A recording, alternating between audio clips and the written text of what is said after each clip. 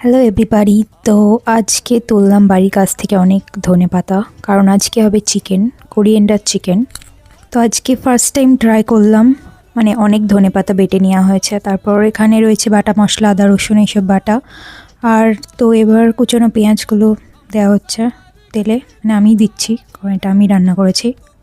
এই রেসিপিটা তোমরা অবশ্যই ট্রাই করো, মানে অনেক করে ধনেপাতা দিয়ে, কারণ শীতে এখন তো প্রচুর ধনেপাতা অ্যাভেলেবেল। চিকেনটা অলরেডি মাখা আছে লবণ, হলুদ আর লেবু রস দিয়ে, কারণ টমেটো ছিল না তো তাই লেবু দেওয়া হয়েছে। এবার চিকেনগুলো দিয়ে দিলাম আর ধনেপাতা বাটাটাও দিয়ে দিলাম। তো এবার ঢাকনা দিয়ে মাংসগুলোকে ভালো করে কষা হবে। আলুগুলো অলরেডি ভেজে রাখা আছে।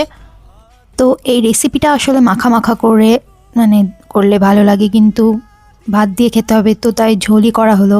এর নেক্সট টাইম করলে মাখা মাখাই করবো, একদম শুকনো শুকনো মাখা মাখা করে, কারণ তবেই স্বাদ আসবে।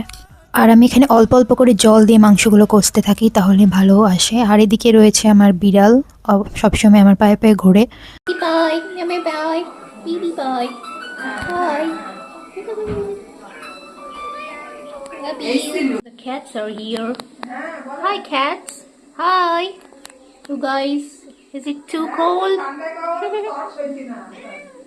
Hey, guys. Is it too cold? তো মাংস হচ্ছে, মানে কষা মাংস তো খেতে হবে, তাই এক পিস তুলে রাখলাম কষা মাংস। আর এদিকে হয়ে গেছে, জল দেওয়া হয়ে গেছে, আমরা খেতে বসে পড়েছি। আমি ভিডিওটি ভালো লাগলে লাইক করে দিও, শেয়ার করে দিও আর চ্যানেলটি সাবস্ক্রাইব করে দিও। বাই।